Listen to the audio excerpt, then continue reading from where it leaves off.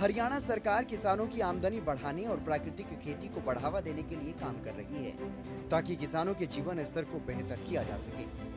प्रदेश के किसान खुशहाल हों, इसके लिए हरियाणा की मनोहर सरकार किसानों के लिए न सिर्फ नई नई योजनाएं बना रही है बल्कि किसानों को आर्थिक मदद भी दे रही है। कृषि विभाग के अधिकारी भी लगातार जमीनी स्तर पर मेहनत कर रहे हैं और किसानों को जागरूक करने का काम कर रहे हैं। यही वजह है कि अब प्रगतिशील किसान नए आयाम स्थापित कर रहे हैं। जिन किसानों में कुछ कर गुजरने की चाह है, वो नए मुकाम भी हासिल कर रहे हैं। कोई बड़ी बड़ी एमएनसी कंपनियों की नौकरी छोड़कर के खेती को अपना रहा है, तो कोई सरकारी नौकरी छोड़कर खेती में अच्छा खासा मुनाफा कमा रहा है। इतना ही नहीं, कुछ प्रगतिशील किसान तो दूसरे जरूरतमंद लोगों को रोजगार भी दे रहे हैं। क्या कभी आपने सोचा है कि कोई अच्छी खासी सरकारी नौकरी करता हो और वो खेती के लिए अपनी नौकरी को छोड़ दे? कुछ ऐसा ही किया है करनाल के किसान मुकेश कुमार ने। मुकेश कुमार ऐसे प्रगतिशील किसान हैं जो न सिर्फ खुद खेती से अच्छा खासा मुनाफा कमा रहे हैं बल्कि दूसरे जरूरतमंद लोगों को भी रोजगार मुहैया करवा रहे हैं। करनाल जिले के गांव छपरियों के एक युवा किसान ने अपनी 45,000 रुपए महीने की सरकारी नौकरी छोड़कर नेट हाउस की खेती की। किसान ने 2 साल पहले एक नेट हाउस से अपना ये काम शुरू किया और आज उसके पास 4 नेट हाउस हैं और आगे 2 और नेट हाउस लगाने के बारे में वो विचार कर रहे हैं क्योंकि इस काम से उन्हें काफी मुनाफा हुआ है और उसी के साथ संरक्षित खेती करके और लोगों को भी उन्होंने रोजगार दिया है। संरक्षित खेती का सबसे अधिक फायदा तो ये है कि इसमें पानी की काफी ज्यादा बचत होती है क्योंकि इसमें पौधों की जड़ों तक ही पानी पहुंचता है जितनी उसको आवश्यकता होती है। ड्रिप सिंचाई के द्वारा बूंद बूंद पानी पौधों की जड़ों तक पहुंचता है। जितनी खुराक की उसे आवश्यकता होती है उतनी ही मिल जाती है। इस समय किसान के खेत में देखरेख का काम चल रहा है और तुड़ाई भी हो रही है। प्रगतिशील किसान ने बताया कि उन्होंने इस बारे में पहले बारीकी से जानकारी हासिल की, फिर पारंपरिक खेती से अलग हटकर खेती की, जिसके बाद उन्होंने इस अलग विधि से खेती की और अब अच्छा खासा मुनाफा कमा रहे हैं। किसान मुकेश का यह कहना है कि सरकार भी उन्हें 50% तक सब्सिडी दे रही है। सर मैं पहले हरियाणा गवर्नमेंट में सर्विस करता था। नौकरी मेरी अच्छी थी, 40-45 हज़ार रुपये पर महीना लेता था मैं। और सरकारी जॉब में भी थोड़ा मैं पारंपरिक खेती से हट के सुरक्षित खेती या आधुनिक खेती की तरफ जाऊँ।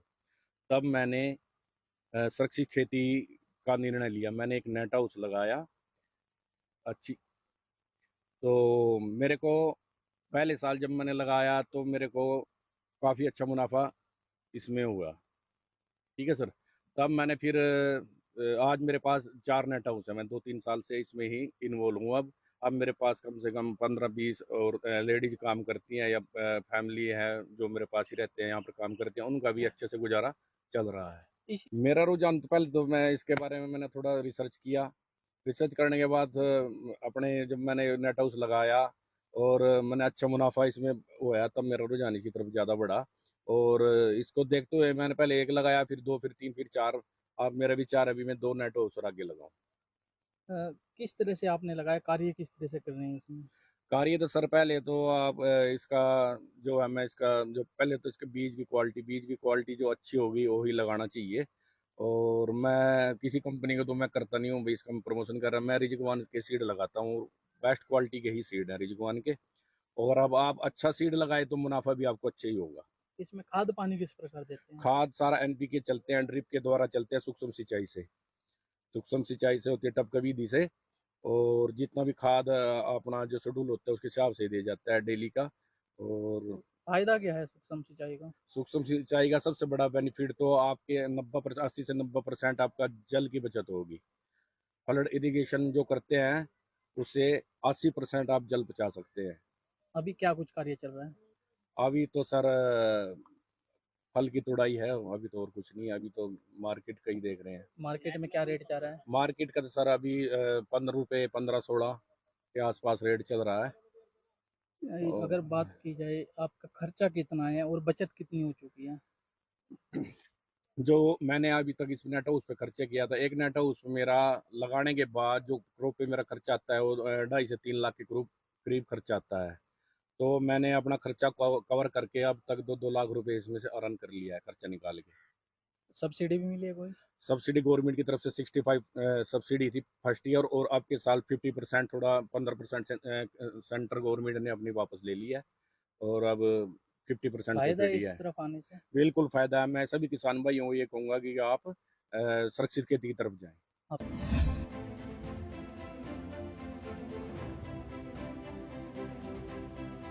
किसानों की आय बढ़ाने के लिए सरकार की तरफ से जहां कई तरह की योजनाएं किसानों के लिए चलाई जा रही हैं, तो वहीं परंपरागत खेती छोड़कर अब किसान भी प्राकृतिक खेती की ओर रुख कर रहे हैं। यमुनानगर में एक ऐसे भी किसान हैं जो अलग अलग विधि से खेती करने के लिए जाने जाते हैं और प्राकृतिक खेती को वो बढ़ावा दे रहे हैं। किसान विजय मेहता यमुनानगर के मंडोली गांव के रहने वाले हैं। प्रगतिशील किसान विजय की कोशिश रहती है कि जमीन की उर्वरक शक्ति बनी रहे और पानी का कम से कम इस्तेमाल हो। प्रगतिशील किसान विजय का जज्बा काबिल तारीफ है। वो पिछले काफी समय से अलग तरह से खेती करते आ रही हैं। साल 1990 से 94 में विजय मेहता ने यमुनानगर में सबसे ज्यादा 25 एकड़ में सूरजमुखी की फसल उगाई थी, जिसके चलते उन्हें सरकार की तरफ से सम्मानित भी किया जा चुका है। किसान विजय परंपरागत खेती से ऊब चुके थे। इन्होंने खेत में फसल बदली और अब साल 2014 के बाद से केले की खेती भी कर रहे हैं। इसके अलावा उन्होंने बताया कि हल्दी, पत्ता गोभी और अब अरबी भी उन्होंने अपने खेत में लगाई है। सन 80 से इंडिविजुअल खेती कर रहा हूँ मैं, और ये केला मैंने सन 14 में 3 पेड़ जो से मैंने गॉड गिफ्टेड थे वो उससे काम शुरू किया। 3 से मैंने 13 बनाए, 13 से 130 बनाए, 130 से मैंने 21-2200 पेड़ के इस समय मेरे पास खड़े हैं। हाँ जी, और ये मेरी जो से पेड़ है ये ऑर्गेनिक है। इसमें मैं डीएपी के अलावा कुछ ज़्यादा कोई स्प्रे नहीं करता, कुछ नहीं डालता। और ये केला जो है खाने के काबिल है, पकाने के लिए नहीं है। पकाने में नहीं पकता, पकाने पे ये बकबका सा स्वाद देता है। तो परंपरागत खेती से कैसा मुनाफा है इसमें, केलों की जो खेती कर रहे हैं आप? ऐसा जी, ये चेंज ऑफ क्रॉप है सिर्फ मेरे लिए। मैं गन्ना नहीं लगा के ये गन्ने जितना मुनाफा ले रहा हूँ तकरीबन उससे कम ही है, ज़्यादा नहीं है। पर ये है कि मेरे लिए चेंज ऑफ क्रॉप है, क्योंकि मैं सन 80 से लेकर वैसे जब से हमारे फादर्स वगैरह खेती करते थे, जीरी धान और कनक पे थे, ठीक है। अब इतने साल कनक धान लगाते लगाते खेत खराब हो गए। अब चेंज ऑफ क्रॉप होने से पहले ज़माने में बुधाड़ रखते थे, अब वो नहीं है, ठीक है। तो अब इसको मैंने चेंज ऑफ क्रॉप करना था, तो गन्ने में कभी बुधाड़ नहीं रखते। मैंने एक नई चीज़ सोची और ये मैंने केला लगाया। इसमें मैं हल्दी लगाता हूँ। सेकंड क्रॉप मैंने पत्ता गोभी की, वो नहीं कामयाब हुई। अब मैंने अरबी लगाई है, उसमें देखते हैं कितना कामयाब होता है। वो 1 साल ही उसमें मल्टी क्रॉपिंग होगी, सेकंड ईयर नहीं होती। कितने एकड़ में लगाया हुआ है और 1 एकड़ में कितने पेड़ लग जाते हैं? हाँ जी, 1 एकड़ में 700 पेड़ के लगभग है जी। कितने में लगाया हुआ है आपने? मेरे पास इस समय 3.5 एकड़ में है जी। तो कितना खर्चा आ जाता है 1 एकड़ पर करीब? लगभग लगाने में अगर मैं सारी कास्ट करूं तो 1 लाख रुपए के लगभग आ जाता है, क्योंकि देसी खाद की कीमत बहुत पड़ती है। मुनाफा कितना हो जाता है करीब? हाँ जी, मुनाफा बता तो दिया मैंने कि भाई कोई ज़्यादा नहीं है। कोई ये है कि मुझे ज़्यादा शौक़ है चेंज ऑफ क्रॉप का और नाम कमाने का, कुछ एक्स्ट्रा करने का। सन 94 में, 90 से लेकर 94 में सूरजमुखी लगाई थी। जब इस इलाके में आज तक किसी ने 25 एकड़ सूरजमुखी नहीं लगाई पूरे इलाके में। डिस्ट्रिक्ट यमुनानगर में, जगाधरी में ये मैंने ही लगाई और मैंने अवार्ड भी विनर किया। मुझे मशीन, थ्रेशर मशीन गवर्नमेंट ने फ्री ऑफ कॉस्ट दी और अवार्ड मिला मुझे। और कमिश्नर एग्रीकल्चर, डायरेक्टर एग्रीकल्चर और सारे यहाँ पर मौजूद थे। यहाँ पर मेला लगा था इफ्को वाला ने, और उसमें मेरा सारा था। तो केले की भी यमुनानगर में आप अकेले ही? मैं ये कह सकता हूँ, यमुनानगर छोड़ अम्बाला में, यमुनानगर में, करनाल में, कैथल में, कुरुक्षेत्र में मैं अकेला हूँ।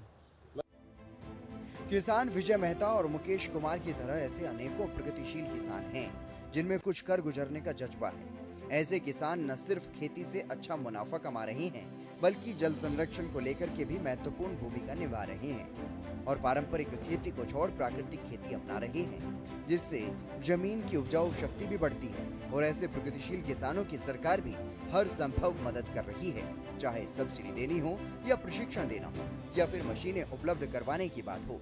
इतना ही नहीं, जो किसान बेहतरीन प्रदर्शन करते हैं उन्हें सरकार सम्मानित भी करती है।